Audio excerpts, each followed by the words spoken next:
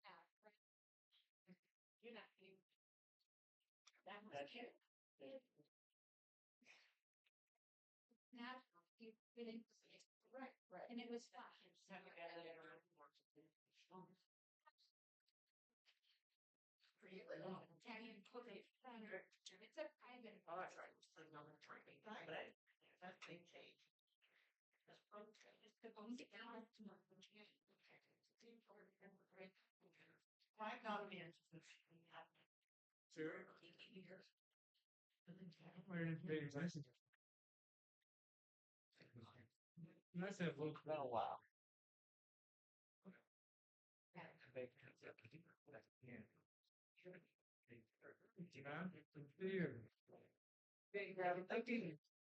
still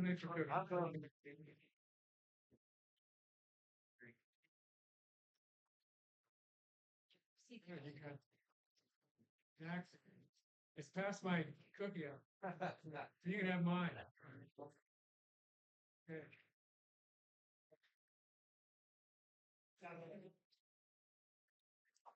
Yeah.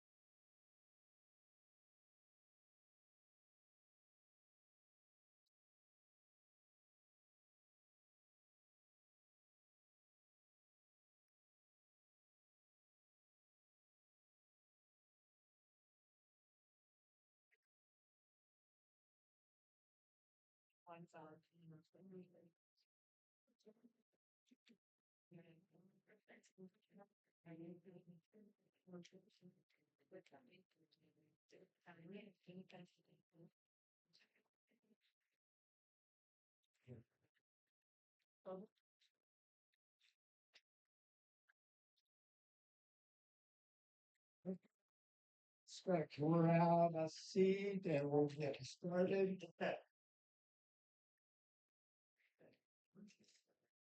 Thank you all again for showing up. So I'm just curious, how many of you have been to all of them? Yay! Good. Well, those pins that you see, those are really just for you. No, no, this is going to be a fun one tonight. Totally different than the others. We're not going to break up into any groups. We're not going to have you talking to each other.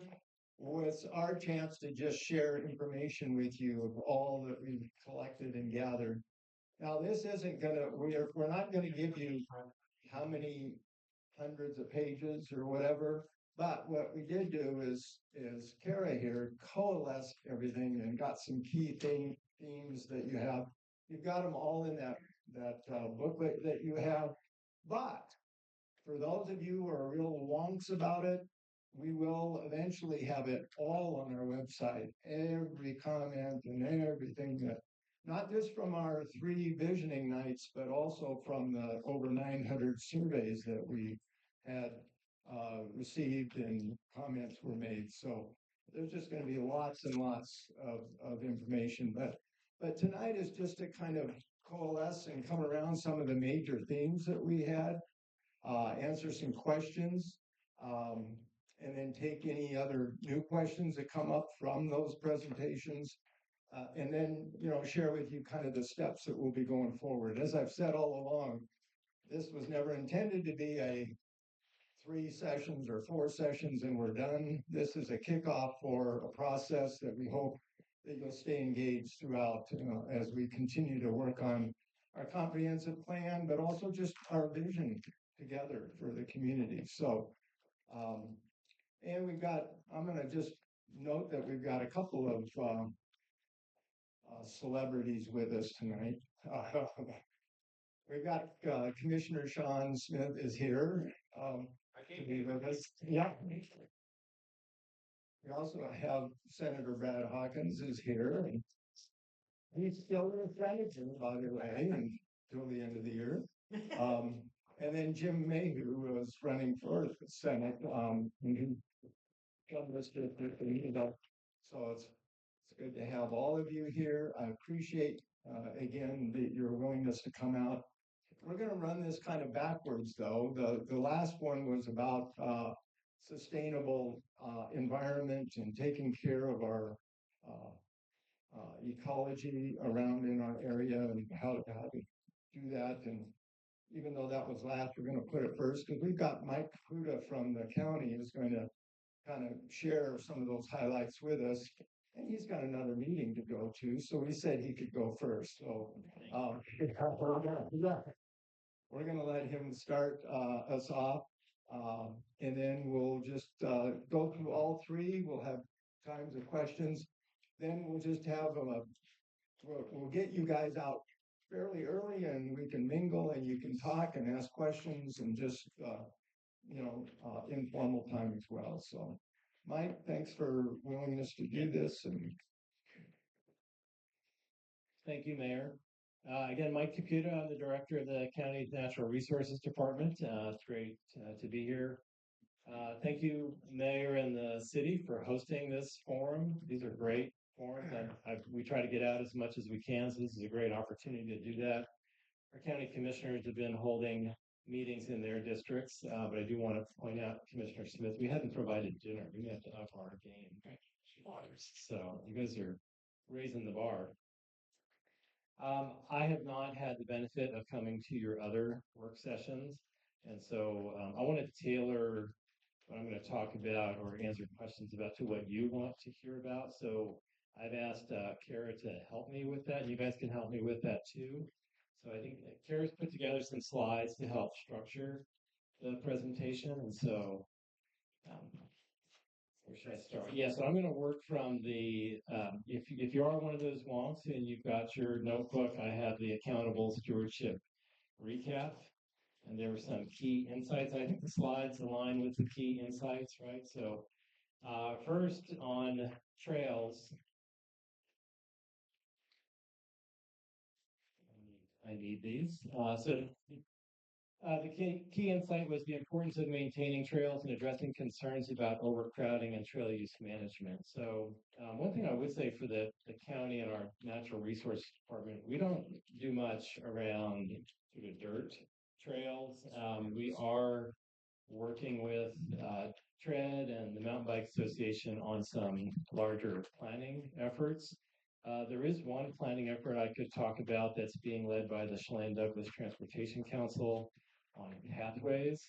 Sometimes we use those terms interchangeably, trails and pathways.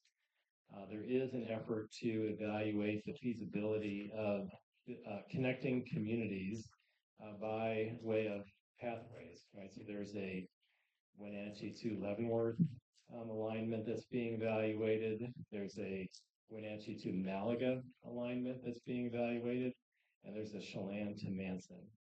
So I don't know if the question was or could be more about pathways, but would it be helpful if I gave a little overview on the pathways project? Is that something that you guys are interested in? Yeah. Yes. Okay. So the Chelan Douglas Transportation Council is a regional transportation planning organization. Chelan County, Douglas County representatives plus cities, Link and others. I think Mayor, you might be on that council. They received a large planning grant to evaluate these pathway alignments in those communities I mentioned. And so they hired a consultant, Alta, out of Portland, to evaluate the feasibility of getting folks from one point to the other by way of some kind of separated pathway. And what I mean by that is if you look at, say, the Apple Capitol Loop Trail, right? There's a bunch of different examples of a separated pathway. Right? Some of them are within a public right of way, but they have some kind of grade or barrier separation. Or a lot of the Apple Capitol Loop Trail is actually separated entirely, right? It's like 15 or 20 feet, or it's just an independent trail. And that, of course, is operated and managed by a number of different entities in that area. Some of that's managed by the PUD. Some of that's managed by, on the other side of the river, the Eastmont Parks and Rec District. Some of it crosses over public property. Some of it crosses through private property. And so there's a whole mix there.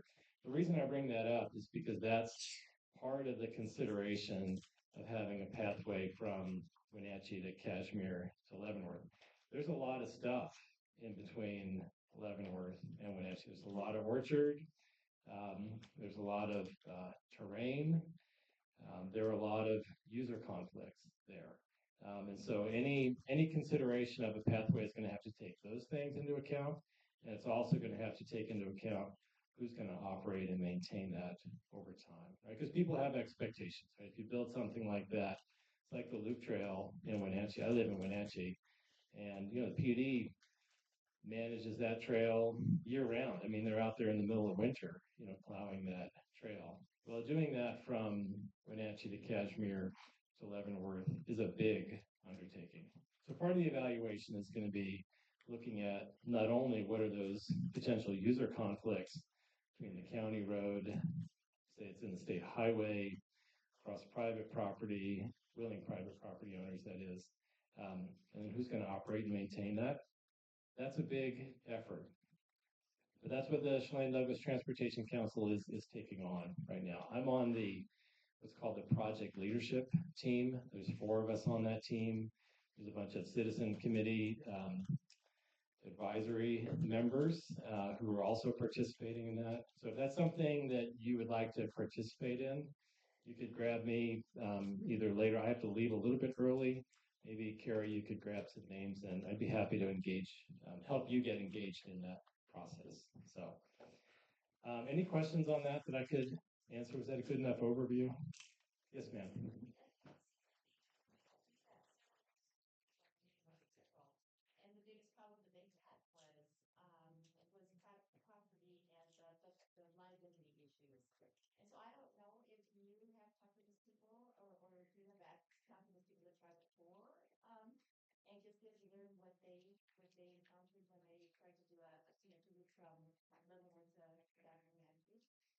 Yes, the previous effort was called the Valley Trail. It's actually in this room that some of those meetings were held. One of the first things that the county did that I recommended being on the leadership team was to have a meeting with growers from Monitor to Shaston and irrigation districts, so the consultants could understand kind of the nature of our community in that area and understand some of the challenges there. We had a great meeting. We had 50 some folks show up at the Hot Rod Cafe. It's the first meeting that we had out there. And I think it was very informative for the consultants to understand sort of what's going on in the community there. And we took a tour too. So we went into some orchards, talked about spray drift. Actually, it was interesting because you all have seen spray drift living here. The folks from Portland had not.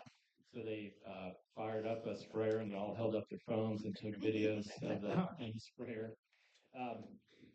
We walked along an irrigation district canal and looked at that. So they got a full view of what's going on in those areas, and we all know that, right? I mean, it would be a hard place to put a viable pathway without bringing a lot of user conflicts. And I know there's a lot to talk about in that, but we are familiar, to answer your question, Greg, we are familiar with the previous effort. Those issues back then are front and center today as well.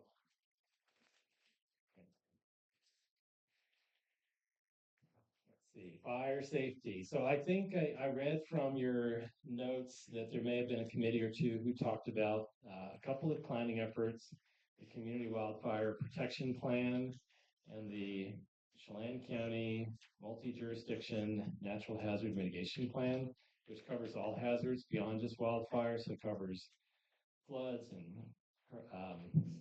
even things like volcanoes, severe storms. Both of those plans are being updated right now. The fire districts are really kind of the centerpiece of the Community Wildfire Protection Plan. One thing you may not know much about yet is that there was a group of partners who just recently were awarded through the county. The county is going to be the grant manager for this, but we were awarded a pretty large, almost $10 million community wildfire defense grant for what's called the Leavenworth Landscapes Project. And so that's going to involve the fire districts here and Lake Wenatchee Fire and Rescue, the county, DNR, Cascadia Conservation District, the city, to actually form a wildfire partnership in this Upper Valley area and go treat lands, private lands. And so that's going to be a pretty significant effort over the next 5 years. And that's really putting into action the things that you've seen if you've discussed the community wildfire protection plans, other plans. Like we're actually forming an organization to be able to carry out pretty significant work. At the same time, the Forest Service is doing NEPA planning for the Chumstick to Lower Pashastin planning area, so they're covering all of the Chumstick Basin. They completed last year the Upper Wenatchee pilot project, so that area around Lake Wenatchee and Plain. Forest Service is doing some work up there. The county's doing work up there. DNR is doing work up there. I think you'll also see some work to the west on Nason Creek and into Tumwater.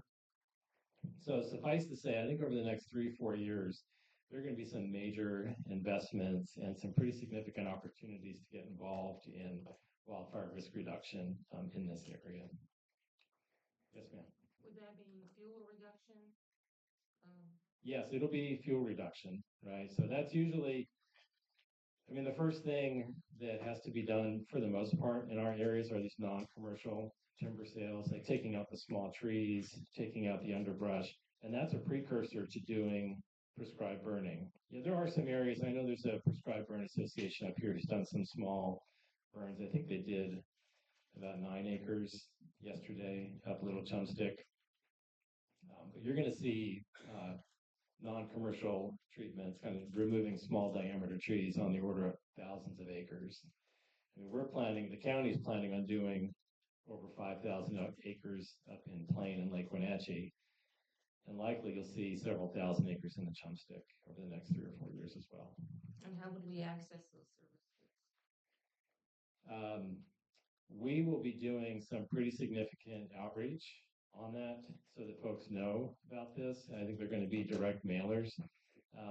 It's a good question if you're in sort of outlying city of Leavenworth area. I would say from tonight, if folks are interested in that, again, Kara, I'm going to look to you, and you could help with just getting people's email addresses. I just want to double up on that in case we don't grab you through some other means. Yes, sir. So you're talking not just wildfire, but all your other plans, and you're in the planning stages now. What is the timeline on that right now? Where are you in that planning process? Yeah, a great question. So the hazard mitigation plan, which again, that covers all hazards, that will be completed by the end of December.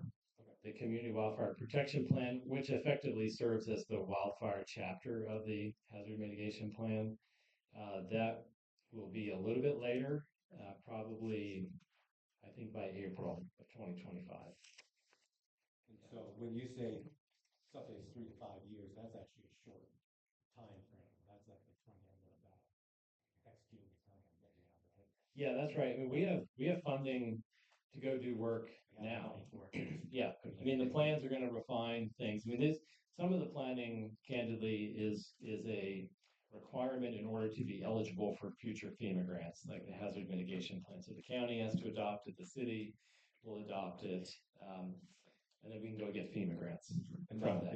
there's not like an outstanding funding issue with the plan. It's actually just finishing up. That's correct. Yeah, we're fully funded to finish those plans and we'll finish those plans. Any other questions on wildfire risk or fire safety? Carrie, did I cover that? All right. The next key insight, yeah, it was around water conservation. In the notes, you also talked about climate change, conservation, efficient management. I don't know if the mayor has had a chance or if you guys have talked about this effort called the Icicle Strategy and the Icicle Work Group. It's a comprehensive integrated water resource management plan for Icicle Creek. And so we're taking a look at all the values in Icicle Creek, which includes water supply, in-stream flows, Leavenworth National Fish Hatchery, the tribal fishery there, the all the reservoirs. You know, there's what, 7 reservoirs in the Alpine Lakes Wilderness that were developed by the irrigation district and the fish hatchery. So we have a large group called the Icicle Work Group. The county and the city are on that, both tribes, a number of federal, state agencies, irrigation districts, environmental groups. And we've been working on it for 12 years to develop a plan and implement the plan. And we're definitely now in the implementation phase, right? So we're implementing things like if you live near Shore Street, we've been out there building the county's been out there building the Cascade Orchard Irrigation Company pump exchange project. So Cascade Orchard Irrigation Company used to share, like this way, used to share a diversion with Leavenworth National Fish Hatchery, and they have decoupled that, so they've moved away from that. That was a gravity-fed system. They're now going to pump water out of Icicle Creek from the end of Shore Street and pump it all the way back up to the fish hatchery. That's one of the projects. We're also looking at rebuilding 8 Mile Dam here in the next 2 or 3 years. The state just completed an environmental impact statement on that project. One thing we could talk about in terms of efficient management of water is one project the work group is sponsoring is the lawn buyback program. Right? So there's an idea here that we could pay people to convert their lawn to some kind of xeriscape or native plants and save water. We have a federal grant for that. It was just awarded. We have some state money for that. It's pretty interesting. I'll just give you a little insight on this program. Trying to understand and comply with some of the federal requirements. One thing that we came up against recently on that project is that if you are converting a lawn that is in front of somebody's house or associated with a house that is 50 years old or older, then we may be changing the character of that house, which is considered an historic structure. So we may have to go through some kind of historic preservation review, even though the house itself is not, say, on the National Register of Historic Places. It could trigger a separate level of NEPA review. So we're trying to work our way through that. I just point that out because that increases the cost of implementing the program. We're also finding that even in places like San Diego and Miami, where we have looked at their programs, they pay people a lot, and it's still not enough to keep those programs going. And so we're not sure in a more rural area, and, obviously not as densely populated as say San Diego or Miami, how we're going to do that kind of program. We're going to give it a shot, I know there's been a lot of discussion about this, and you may have been involved in some of those discussions, but we are running into some pretty significant barriers on that program.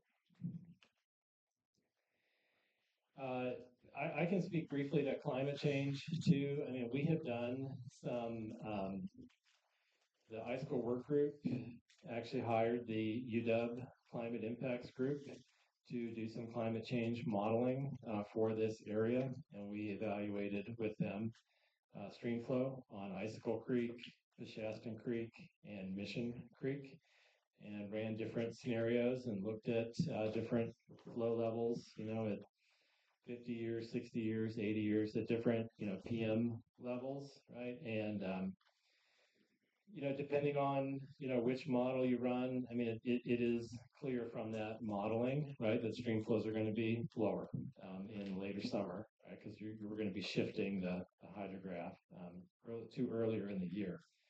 So we're trying to figure that out. I mean, that is a consideration of the Icicle work group and the Icicle strategy.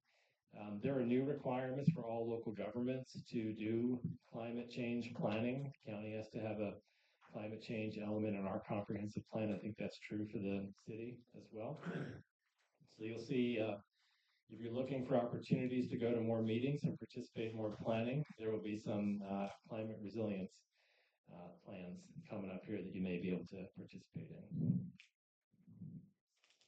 I didn't see anybody raise their hand. Oh. Volunteering? We're looking for volunteers right now. This is a volunteer moment. So go ahead. I haven't. So when we do the planning for climate planning, and we know that there's state laws and stuff that they put in place for that, where are we getting our targets? So we know, hey, the state says their water conservation target is this, because we see what's happening with climate change. And then we look at Leavenworth, okay, how are we, because I know in our, we have a utility tax rate study going on right now. And one of the targets is we want to conserve, but there's nothing that's saying that here's the target at the Leavenworth level. And this is how we're developing this rate study. This is how we're doing this, because this is our contribution. And it doesn't mean that we change everything, but we know how it fits to with what the state is not just mandating, but they're saying, hey, start planning for these things and what do they want us to plan for. And that's all of those now. Yeah, that's a great point about really ultimately what's the objective of the plan, right? And I think at the city level and even at the county level, you can establish targets around water use and in-stream flows because those are things you can measure, right? But I think to your bigger question, if I understand it correctly, trying to think about, well, what's the contribution of the city or the county to the more global climate change? Well, just to topic. Whatever the state is saying. So because the state came up, we have federal laws, Yeah. and let's do this. And the numbers are there, but is it up to where you have to look at the federal level, or how do we affect globally? But if we're able to focus on our neighbors, or we know this is Washington State, this is how we're coming up with it, and that more informs everyone to get involved, because now it's not, okay, what's the plan and everything like that, but hey, when you're talking about reducing water in your lawn, well, I can say, well, yeah, it's not really affecting anything, my little plot of lawn. But if I know, hey, you know what, if I do this amount, and not just the suggested that we always see, but here's why. This is what you doing this in here in this city will provide us, and then taking all the studies and showing this is what we're trying to prevent, this is what we're trying to mitigate, this is what we are going to try to slow down by setting this rate. Yeah, and I can tell you that a good example of that is, say, with the iSchool work group, we're having this conversation right at this moment in terms of implementing our strategy.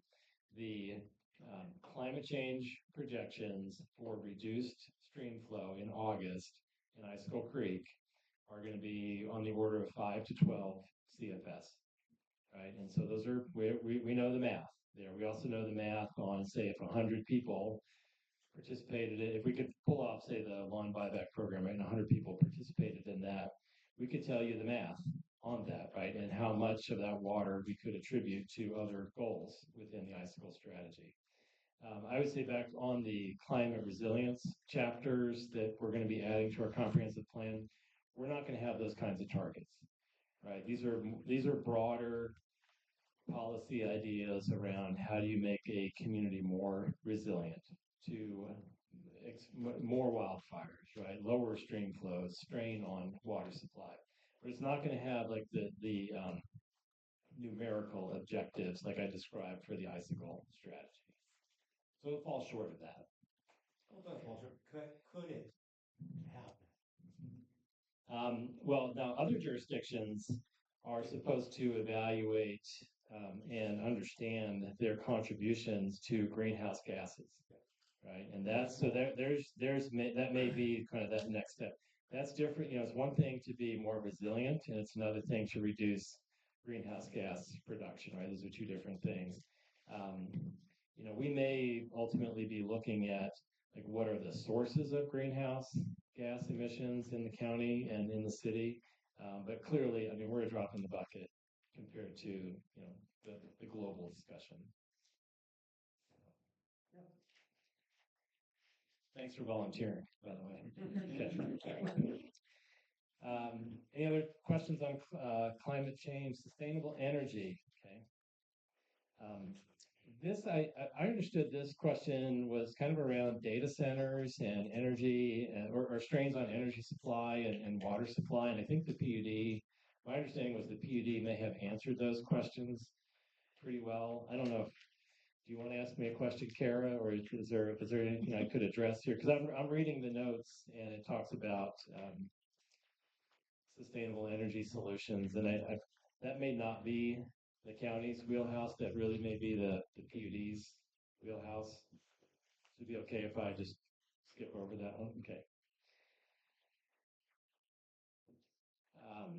There's a comment here about education and environmental stewardship and responsible outdoor recreation. We are blessed in this area where we have a number of organizations who are doing this work, and I'm going to list a few at the risk of leaving some out, but Wenatchee River Institute does good work, WSU Cooperative Extension, Cascadia Conservation District. Council member Lundgren is a member or the executive director of the Cascade Fisheries Organization. So you have a number of groups up in this area who are doing education. Education is not we don't do a lot of that. We do a little bit, sometimes associated with some of the planning or some of the group work that we do, but we're not necessarily an educational institution doing that kind of work. So are there any questions I could answer about the county's role in education? Okay.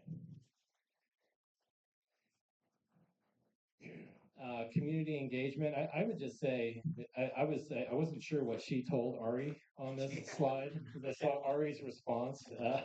If you know Ari, Ari's on the left. So I thought that was fun. I thought that's a funny picture.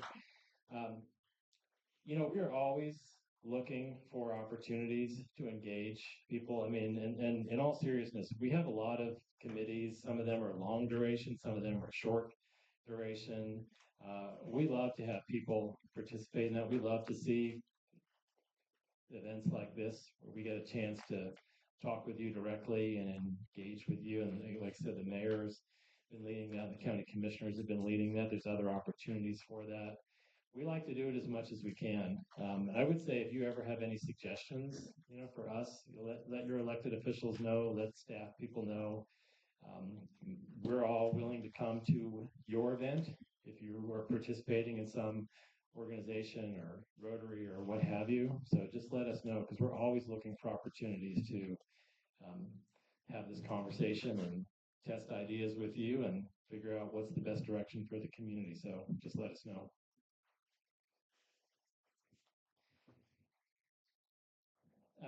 Risk assessment. I think almost all the things that we've talked about in some way are risk assessment.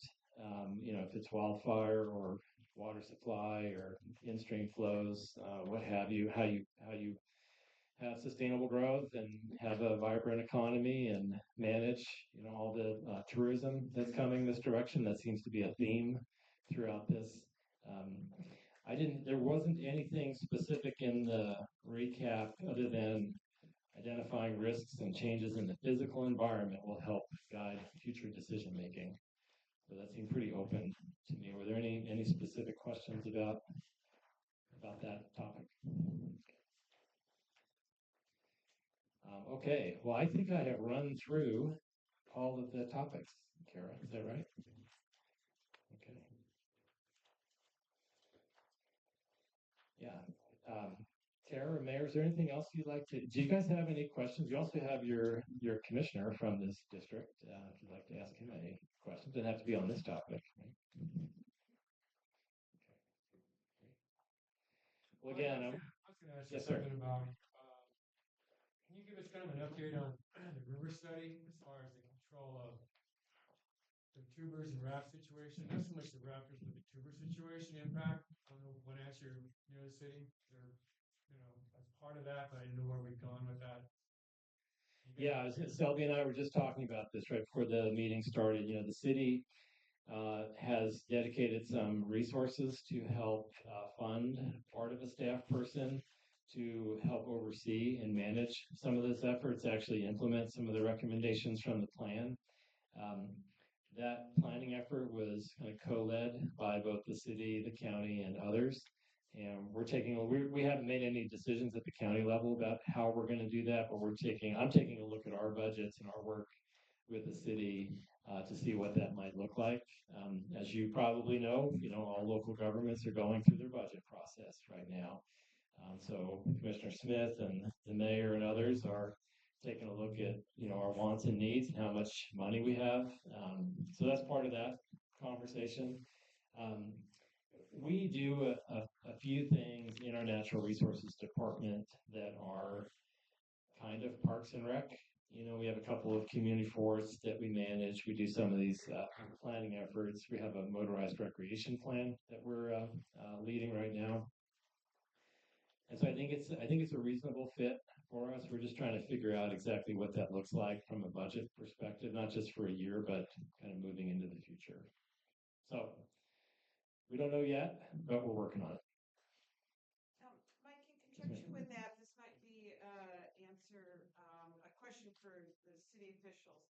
I have come to learn that the city might acquire parking at the golf course to increase parking for tubing and water recreation access.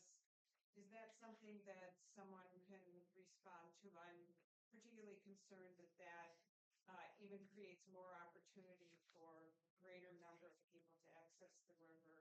I realize there's parking issues and safety issues and all of that, but Well, tubing is always an exciting topic. I think Selby would be perfect for that topic. Okay, so Selby will get to that. thank you. Well, again, I want to thank you all for coming out tonight. It's my pleasure to be here, and thank you guys for letting me go early on this. So thank you. Have a good night.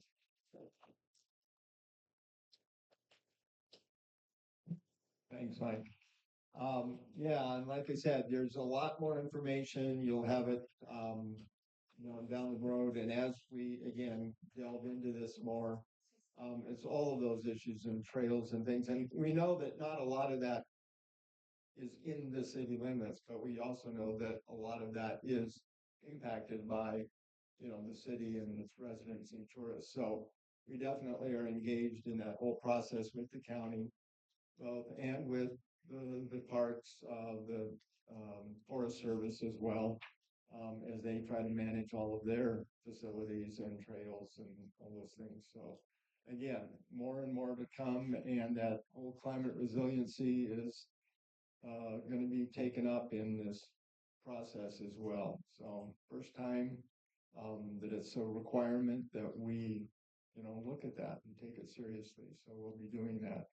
The next is Selby is going to be looking at that middle group where we talked about sustainable tourism and what that would look like. And he's going to give us some of the takeaways from that topic. So Selby.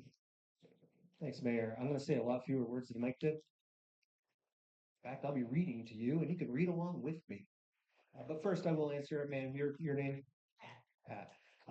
So we are in the middle of negotiating a lease with the golf course, and I did ask that the city can if the city could take control of the lower parking lot so that we get some of the cars that are parking on High School Road off of the road, so that they could access the river. I had a negotiation session with them on Friday, and that idea is currently off the table.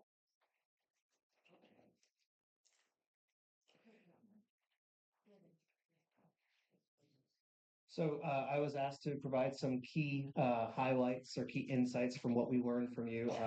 At this, I think the reason I was chosen or asked to give this portion of the presentation is because I gave a presentation about what it means, what tourism means to the city from a budgetary standpoint.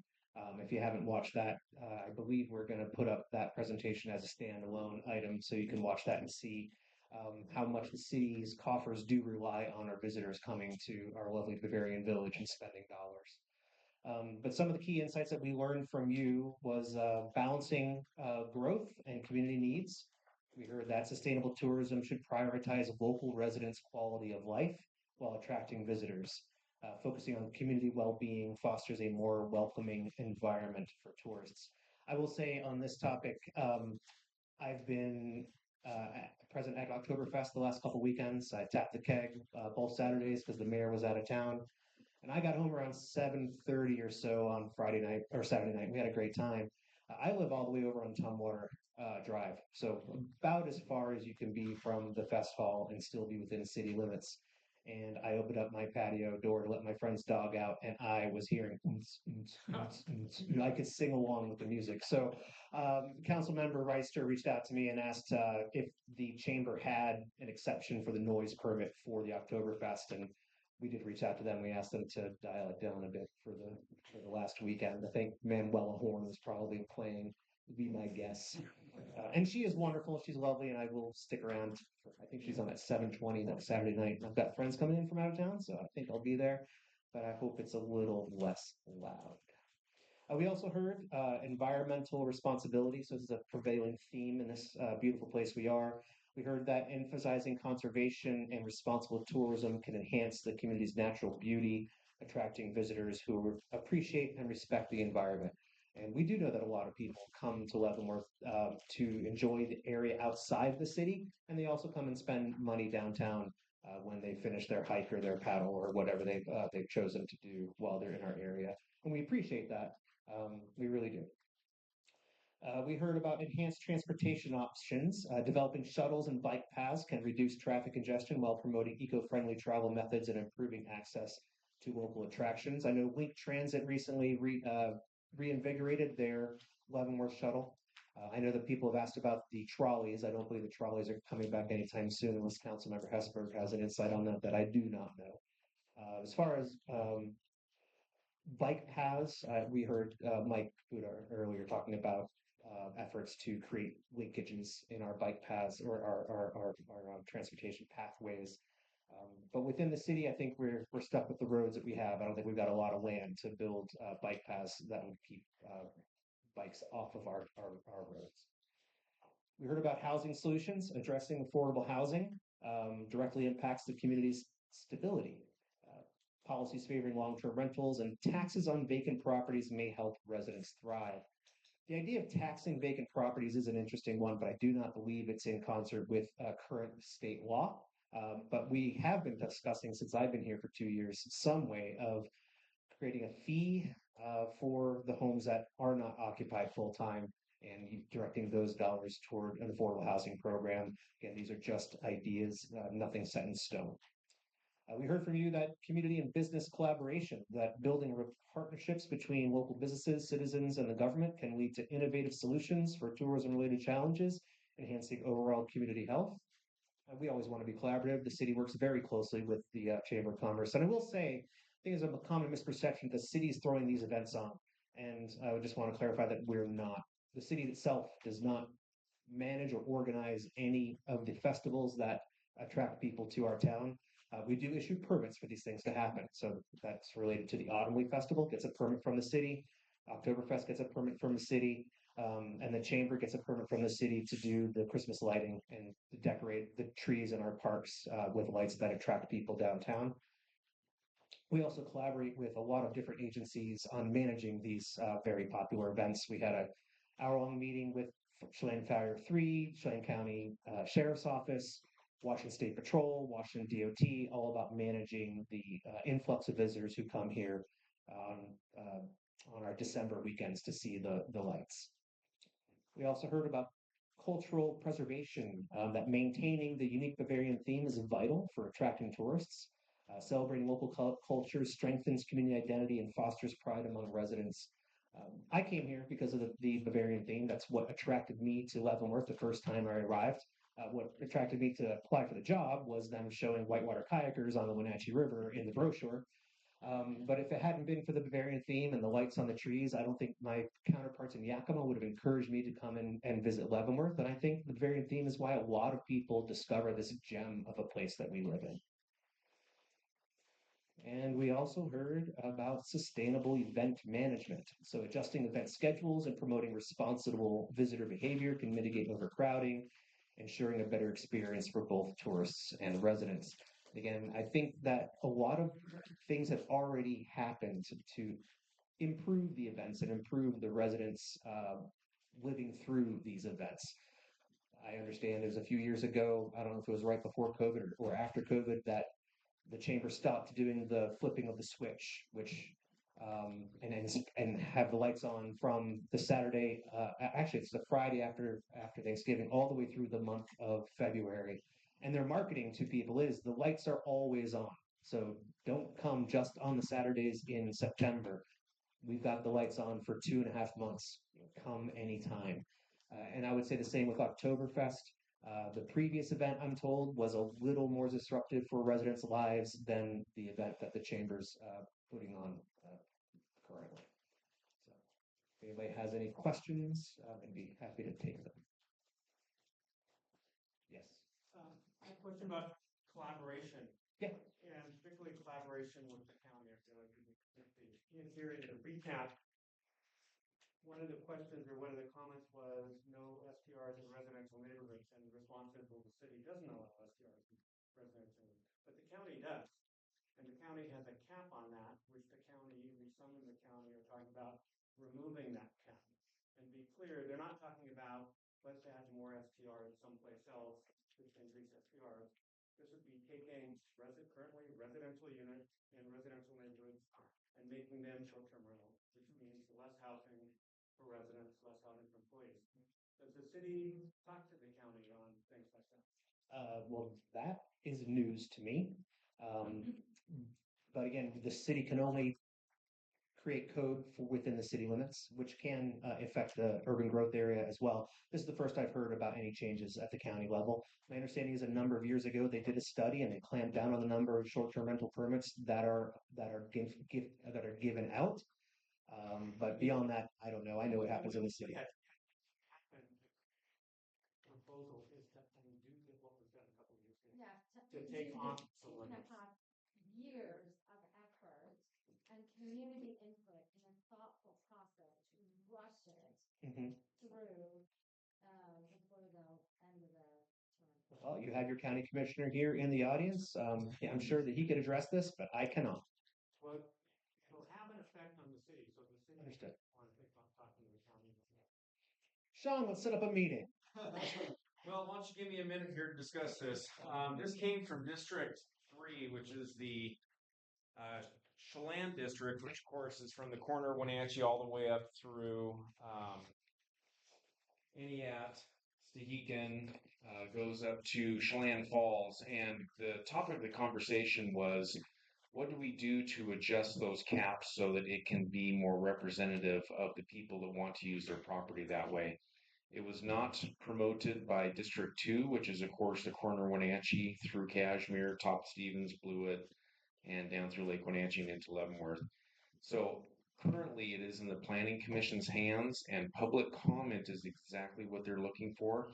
I think we have over 300 pages of public comment right now. They're going to come back to us with a recommendation for that, either lowering the caps, raising the caps, or eliminating the caps. And that all has to do with the public comment coming in as to which way they want that to lean. The thing we need to remember up here in this district or this zone up here for the STRs is we're about 130 over the cap of 9%. So if you look at it, it's probably closer to 12 or 13% currently.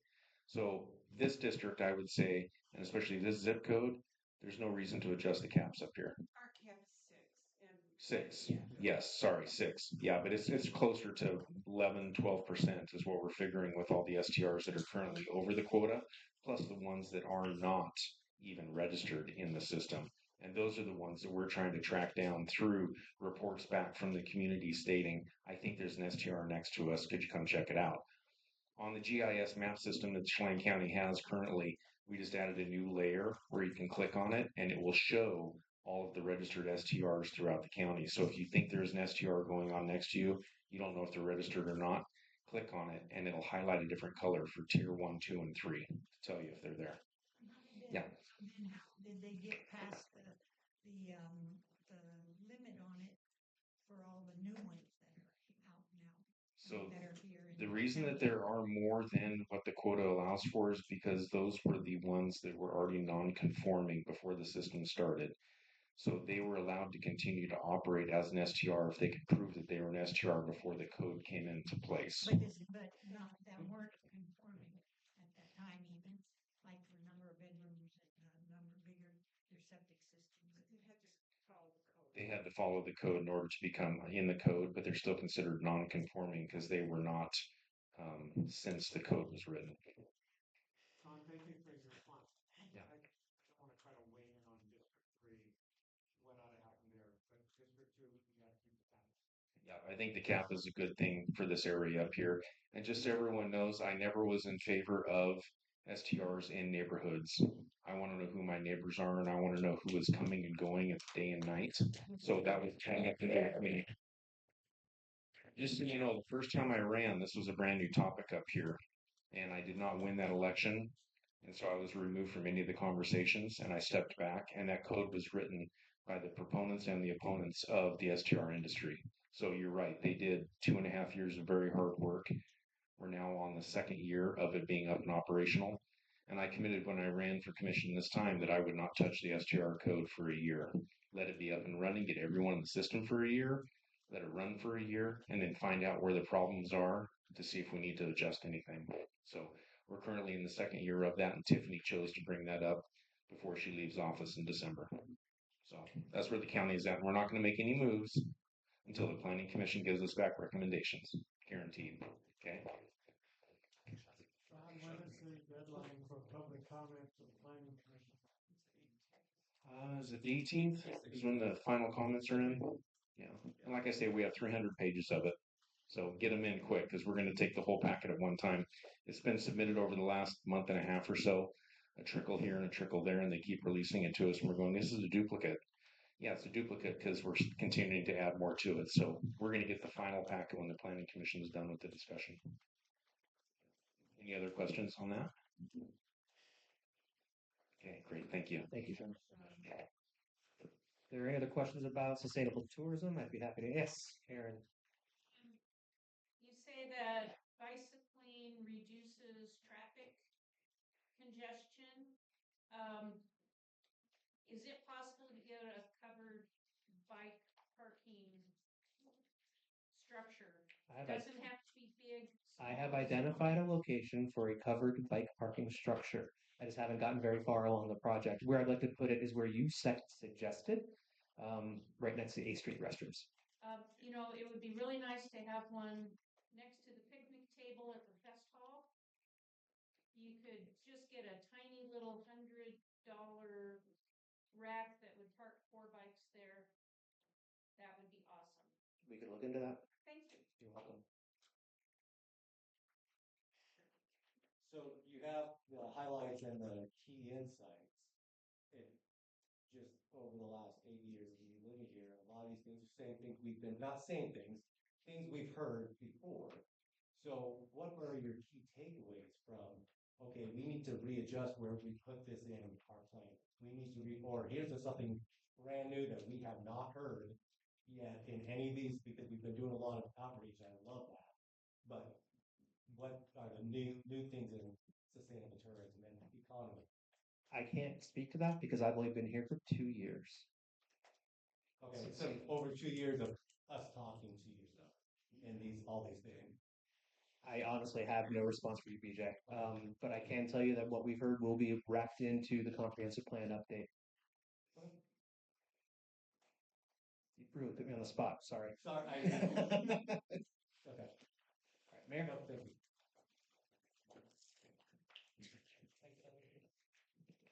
Yeah, now we're gonna go to, Maggie's gonna talk to us about our first one, and that's the whole housing and what the residential community, what we want, from that, moving forward and looking at that, that's a huge one.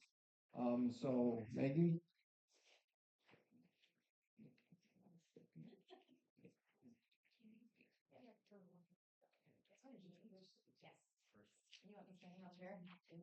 All right. Thanks again for coming out tonight. I'm going to give you a quick recap on the housing community, our first session, and just going through those key insights. So number one, the importance of listening. So we heard that active listening from the city officials is crucial to ensuring community voices shape future plans. And that is active listening. So we're listening to actually listen, not to respond. It's an important skill that we're all practicing. And so that first night, it was really pretty awesome to just be a listener and hear what you guys had to say.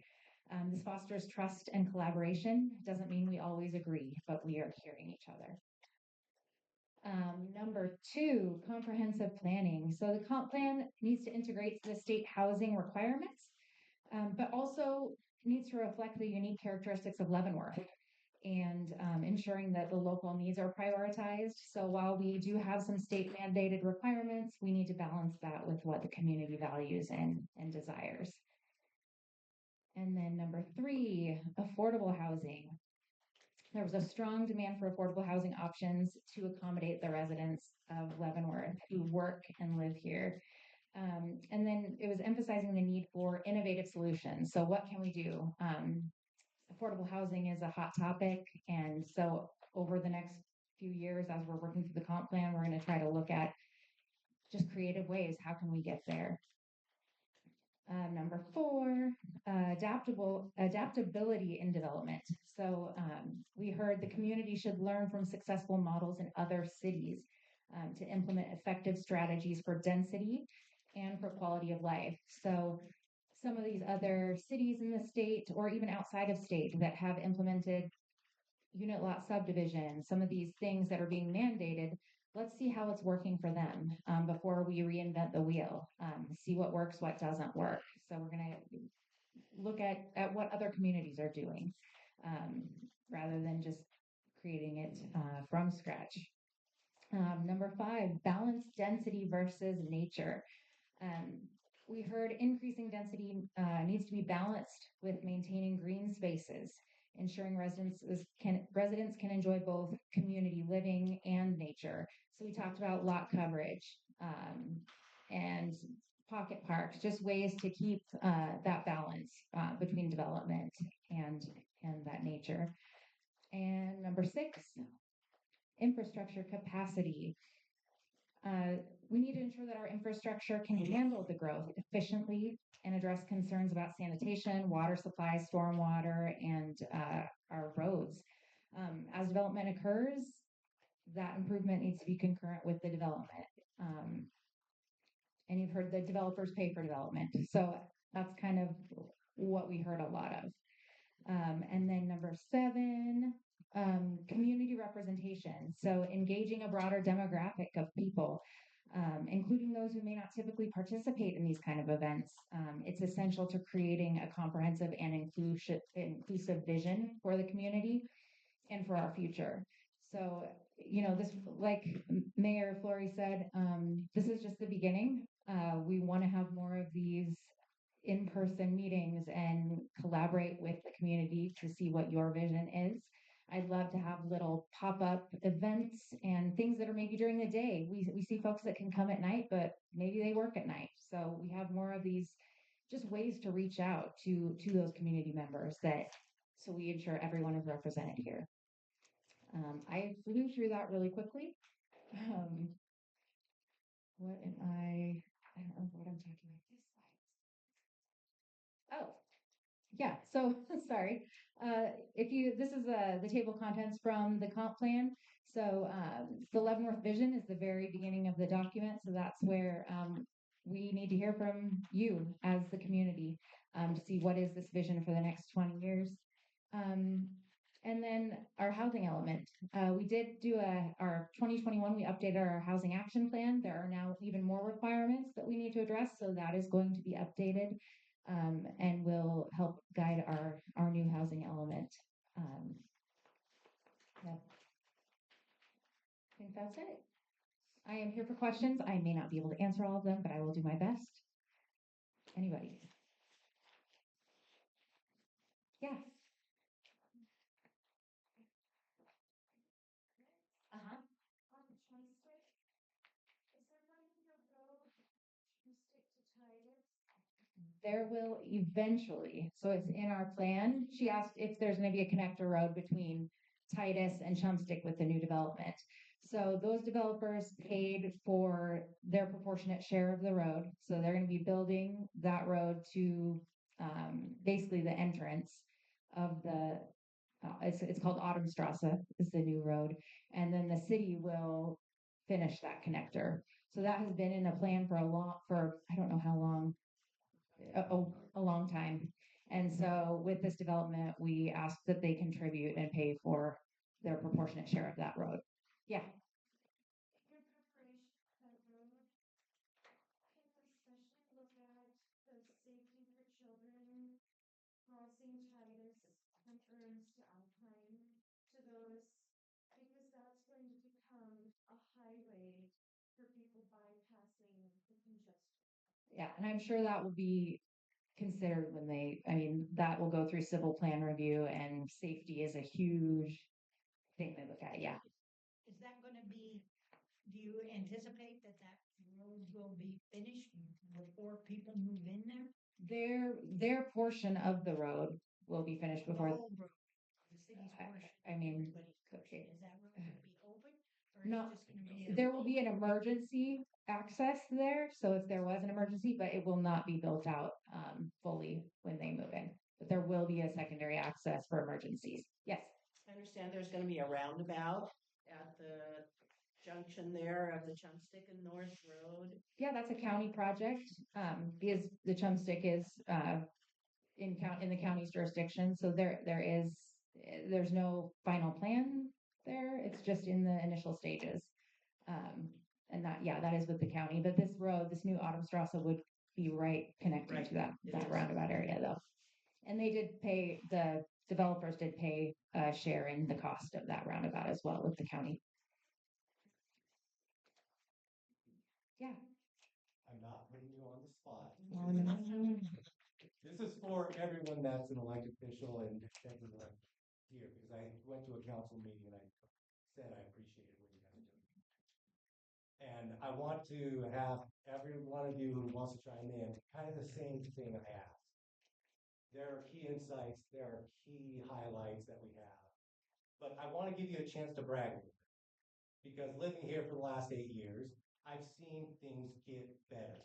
You see the little things throughout, and it's all these little things. So there's things that, if you've been here for a while, you know that these have been issues. So I want to give you a chance to address, hey, this is what we have been doing to your home. We know that we're not going to be where we're supposed to be right now. But say, hey, this is what we've done. We've done things like, you talked about the lights on the tree.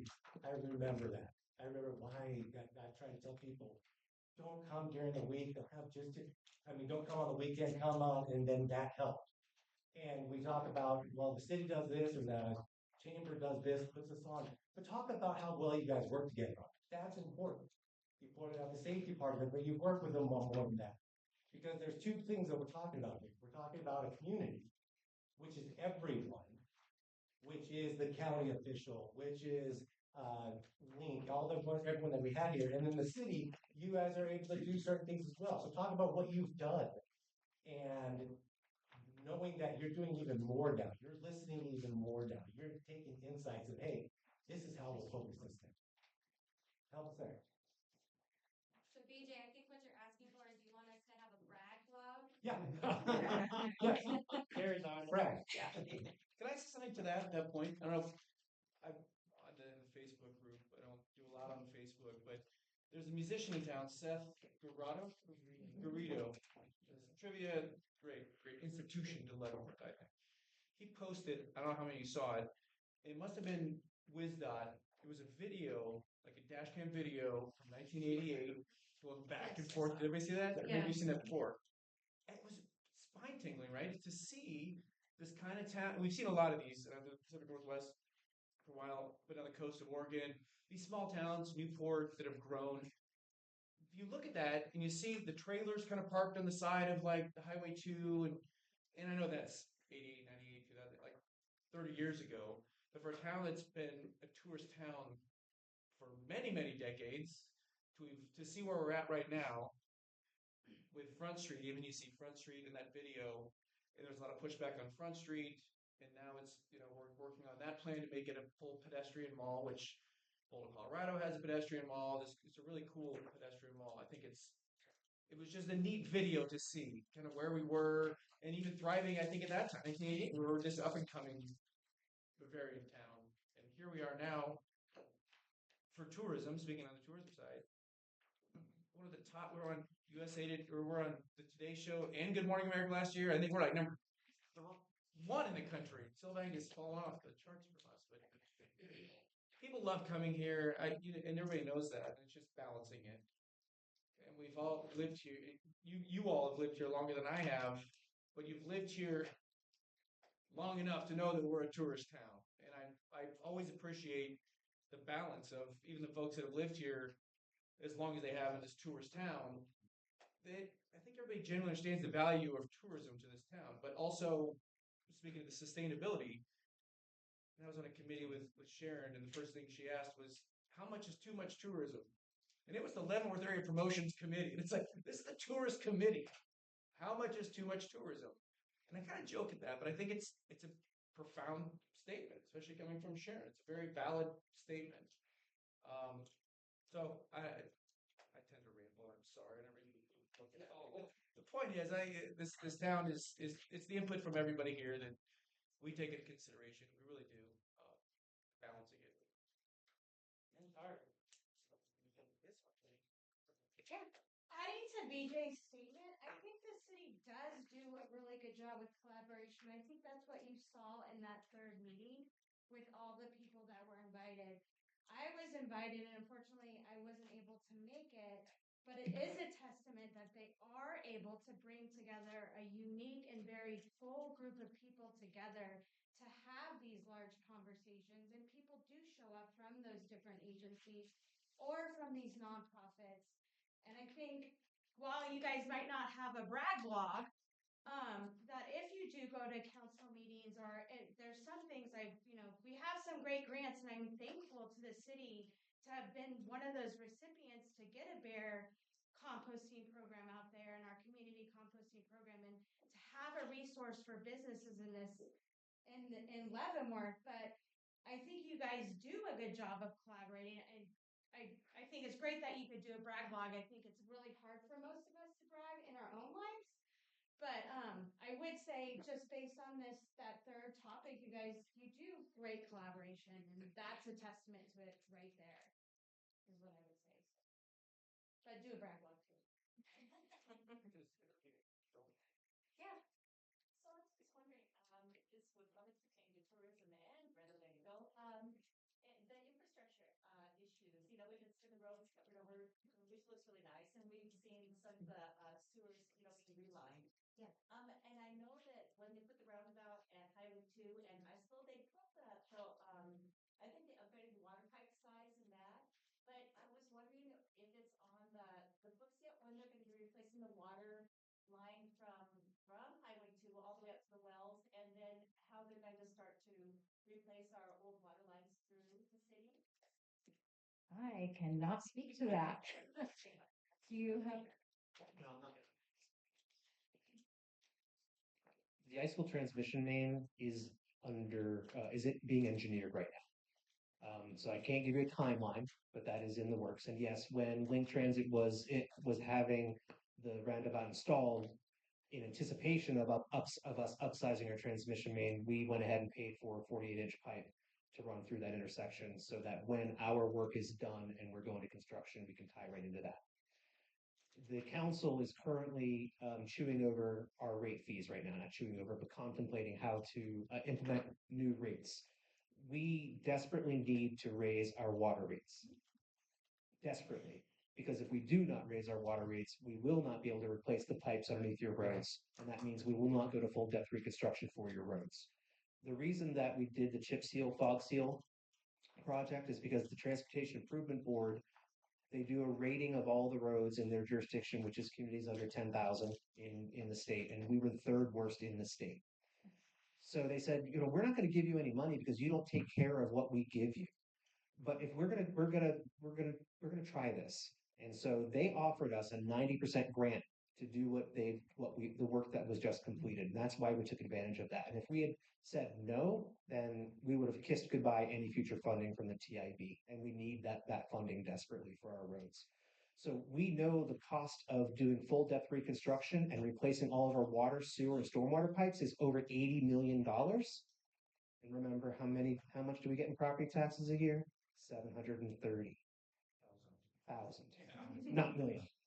So yeah, the council is right now looking at our rate schedule for our water, sewer, stormwater, on all of our rates, but that's the big, or sorry, utility rates. There's going to be a presentation tomorrow, next Tuesday night, that will inform the council even further as they contemplate how to structure rates moving forward. But staff is saying we need to raise our rates, and we need to raise them quite a bit so that we will have the funding we need to upgrade the infrastructure.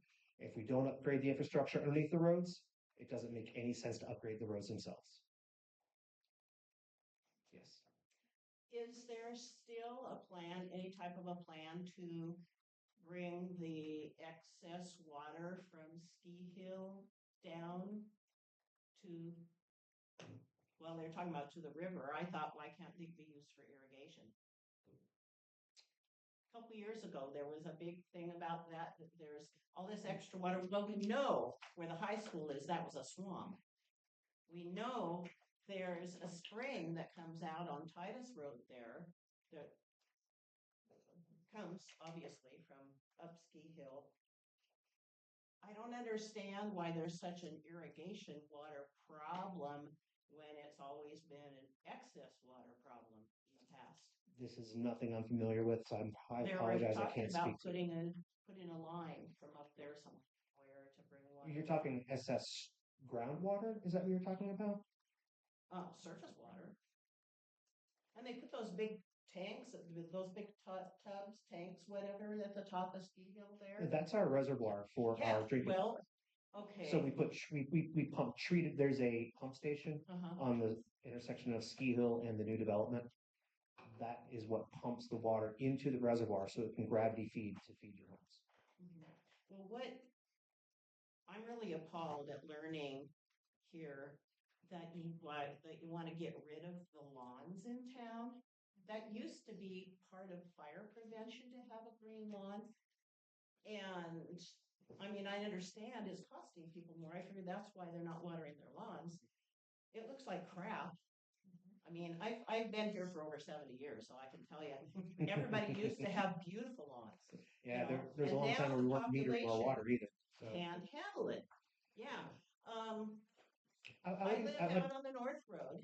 So I leave the senior center at about 10 o'clock on Friday nights.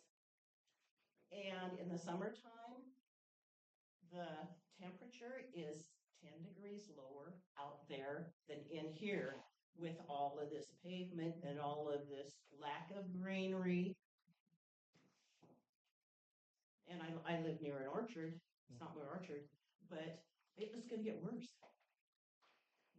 I would recommend, if you can, if you have the time, to watch Deputy Chief Mike Smith's presentation from the study session from last council meeting. He gave a great representation of it was about density and about Firewise.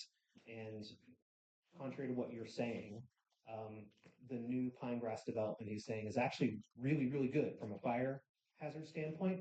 And he used an image of, I think it was Park Street. Smaller houses, 3,000 square foot lots, lots of mature trees, which is a beautiful, wonderful thing, and it's great for wildlife habitat. But from his perspective, from a firefighting perspective, it's not as desirable for the fire department to have a development like that than But it is green lawn the is. new development. But green lawns do take water, and there are alternatives that are also safe from a firewise perspective, and that's xeriscaping. So having drought-resistant plants and having hardscape.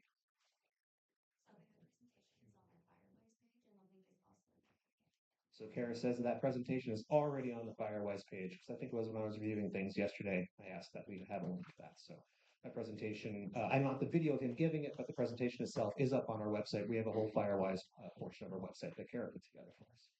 It's the first question with link on the Q&A in this packet. I hope that answers your question.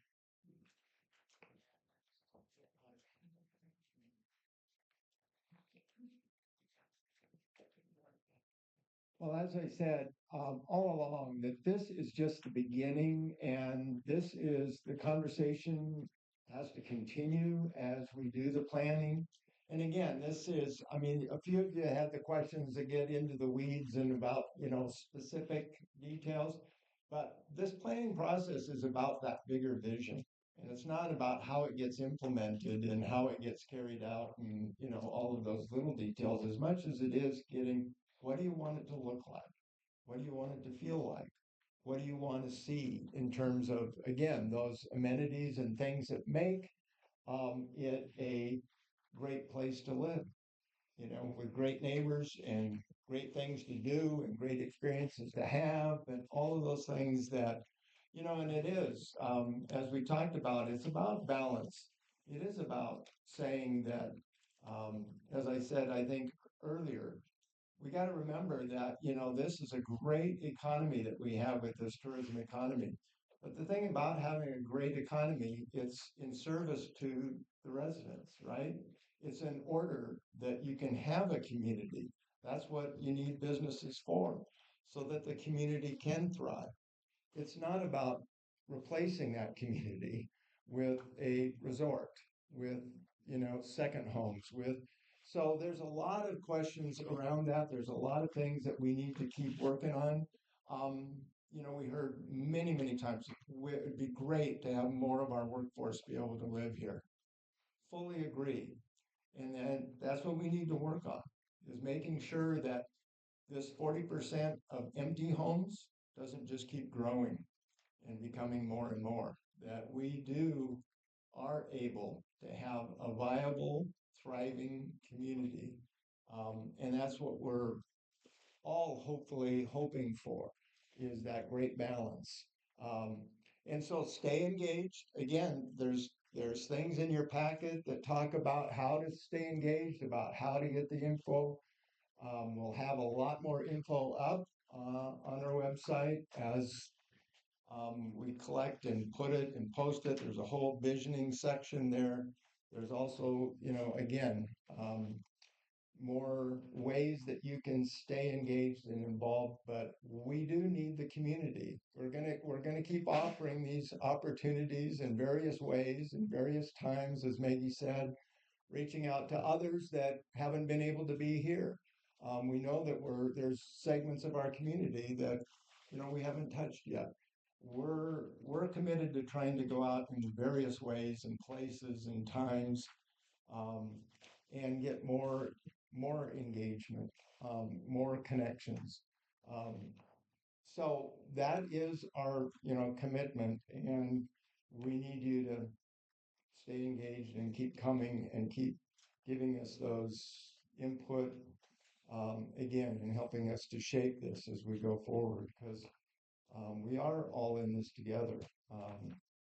And so again, I just really, really, really do thank you for all your commitment, to share your thoughts, to share those, and maybe a lot of them have been said over and over. That's fine. What we need is to just hear them and incorporate them. And I truly believe that in this process, if we stay engaged and involved, we will come up with some creative ideas and we will come up with some good solutions. So again, thank you. We're going to stick around. You can ask individual questions. You can, but take your packets with you. Look at them. There is a lot of questions answered. If you think of other things, that there's contact info to get a hold of us to get those questions answered. This isn't something that's over with. This is something that's just beginning. So again, thank you, thank you, thank you. And that's our commitment to you as your city folks is that, we take this seriously and do want to keep this going. So again, thanks for coming.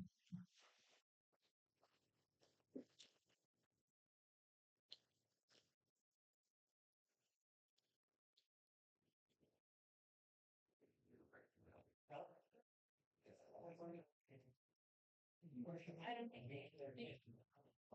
Answer your whole question. You think that actually.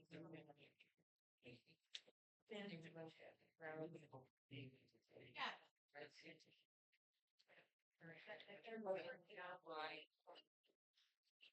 Oh, sorry, Carl. All right. Hey.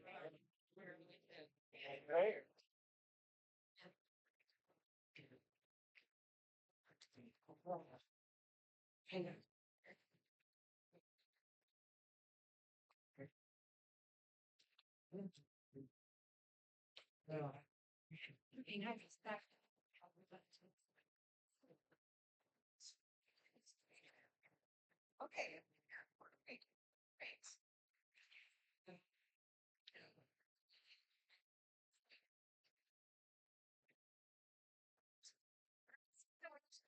Sounds off-putting. Okay.